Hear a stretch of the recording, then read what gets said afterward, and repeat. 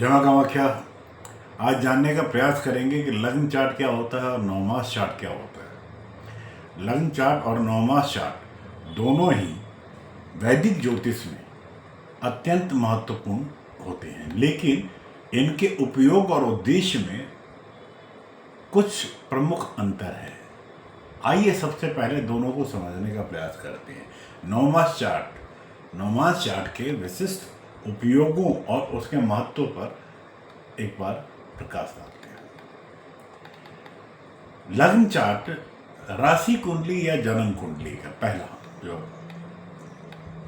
लग्न चार्ट को मूल कुंडली या जन्म कुंडली भी कहा जाता है और यह चार्ट व्यक्ति के जन्म के समय स्थान के आधार पर ग्रहों की स्थिति को दर्शाता है। यह व्यक्ति के जीवन के मुख्य पहलुओं जैसे स्वभाव, स्वास्थ्य, कैरियर, परिवार, शिक्षा, विवाह इत्यादि को दर्शाता है। यह कुंडली का सबसे महत्वपूर्ण चार्ट है और इसकी मदद से व्यक्ति के जीवन के प्रमुख घटकों का हम आकलन कर सकते हैं। यह किया जाता है। इसमें 12 भाव होते हैं या हम घर कह लें 12 राशियां होती हैं जिनमें विभिन्न ग्रह स्थित होते हैं।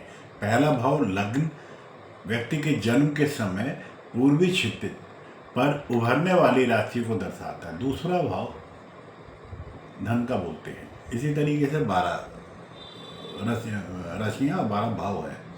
नवमास चार्ट में जिसे हम D9 चार्ट भी कहते हैं, एक ये विभाजन चार्ट है जो मूल रूप से या मूल जन्म कुंडली के नौवें अंश का विस्तृत चार्ट होता है।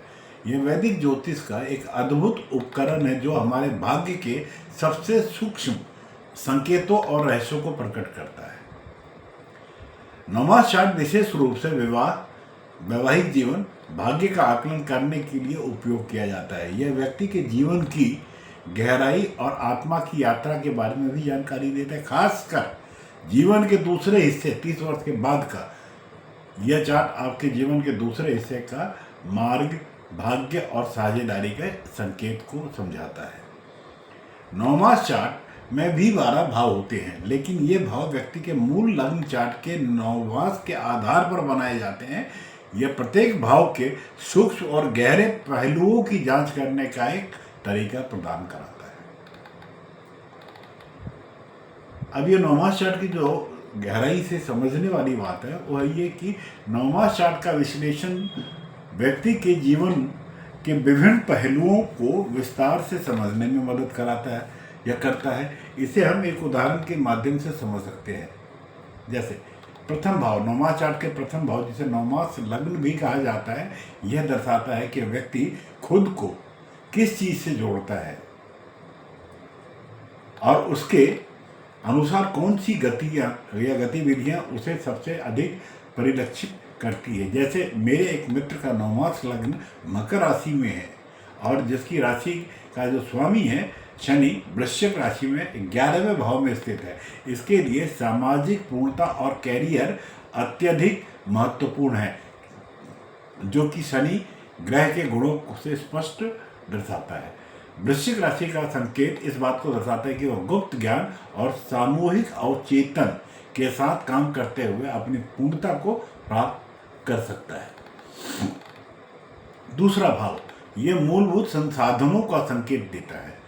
यदि नवमास में इस भाव में कोई कमी या बाधा दिखाई देती है तो यह दर्शाता है कि व्यक्ति के प्रयासों का अधिकांश हिस्सा सीमित परिणाम ही ला पाएगा। जैसे शनि जो द्वितीय भाव का स्वामी है और 11वें भाव में वृश्चिक राशि में है, तो व्यक्ति के पास जन्म से गुप्त ज्ञान, अंतर्दृष्टि की प्रेरणा की शक्ति थी, लेकिन उसने अभी तक इसको नहीं अपनाया जब तक कि उसने गूढ़ विद्या का अध्ययन नहीं किया। तीसरा भाव, तृतीय घर, तीसरा घर, यह इस बात का प्रतीक है कि हम संसाधनों, अवसरों और धन को कैसे संचय करते हैं। उदाहरण के लिए यदि तीसरे भाव का स्वामी गुरु है, यह शिक्षा और धन से जुड़े हुए संसाधनों के माध्यम से सफलता दिलाता है या इसका संकेत देता है। चतुर्थ भाव आपके अवचेतन के सभी सूक्ष्म आवश्यकताओं को दर्शाता है। आपके भावनाओं के निर्माण के पूरे तंत्र को यहाँ से देखा जा सकता है। यदि इस भाव में किसी भी प्रकार की कमी है तो मानसिक सीमाओं और नकारात्मक अवचेतन धारणाओं का कारण बन सकती है। भावनात्मक संतुलन का आकलन भी और सुधार भी इसी भाव के ग्रहों की स्थिति को समझकर किया जाता है। पंचम भाव, यह आपके पूर्व जन्म या पिछले जन्म के अनुभव का प्रतीक है। व्यक्ति के प्रारंभिक चरण में इन्हीं अनुभवों के आधार पर वह व्यक्ति काम करता है, क्योंकि ये उसके लिए जाना पहचाना और सहज भाव होता है। छठा भाव यह दिखाता है कि व्यक्ति अपने जीवन में किन चीज़ों से संघर्ष करता है या किन चीज़ों के लिए संघर्ष करता है। अक्सर ये संघर्ष आभासी होते हैं, वास्तविकता से इसका कोई अस्तित्व नहीं होता। जैसे जैसे व्यक्ति अपने आंतरिक संघर्षों का समाधान करता है, बाहरी संघर्ष स्वतः ही समाप्त हो जाते हैं।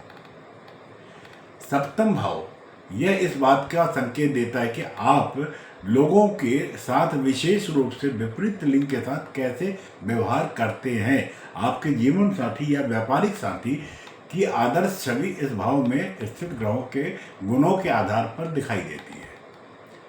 अष्टम भाव यह उन कारणों या उन कारकों को दर्शाता है जो आपको विचलित करते हैं, डराते हैं या क्रोधित करते हैं। उदाहरण के लिए यदि अष्टम भाव सिंह राशि में है और उस व्यक्ति का उच्च अहंकार उसके लिए समस्या का कारण बन सकता है। नवम भाव यह जीवन में उस आधार को दर्शाता है जिस पर आप भरोसा कर सकते हैं या जिसके माध्यम से आप अपने भाग्य को सुरक्षित कर सकते हैं। उदाहरण के लिए यदि नवम भाव में मंगल कन्या राशि में हो तो व्यक्ति अपने काम में सावधानी और विस्तार पर ध्यान देना चाहिए जिससे उसके भाग्य की प्राप्ति हो। दसम स्थान, दसवां भाव, दसवां घर नवमास का, यह आपके मिशन और संसार के प्रति आपके कर्तव्य और प्रेरणा को दिखाता है। आपका मिशन हमेशा आपके पेशे से संबंधित नहीं हो सकता, लेकिन यदि आप ऐसा कार्य करते हैं जो आपको आपके आसपास के लोगों को खुशी देता हो, संभवतः आपने अपने जीवन का उद्देश्य पा लिया। एकादश भाव, यह भाव उन बोनसों को दर्शाता है जिन्हें आप आसानी से प्राप्त कर सकते हैं। यदि आप जानते हैं कि उसे कहाँ खोजना है तो इस भाव के गुणों को समझने का अर्थ असीमित संसाधनों की खोज करना है।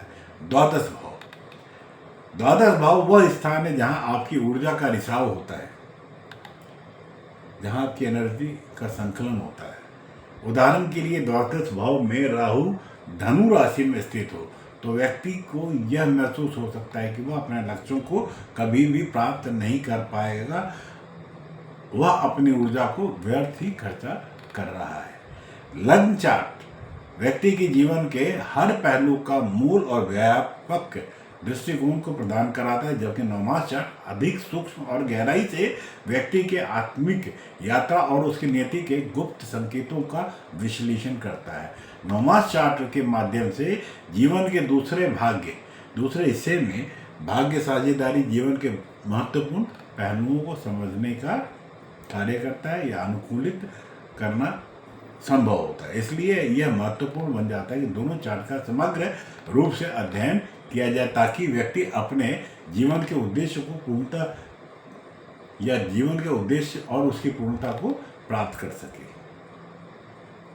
मित्रों, आशा करता हूँ ये वीडियो आपको समझ में आई होगी और इससे इस छोटे से चर्चा से आपने नवमास और कुंडली के बारे में कुछ जानकारियाँ ले ली होगी।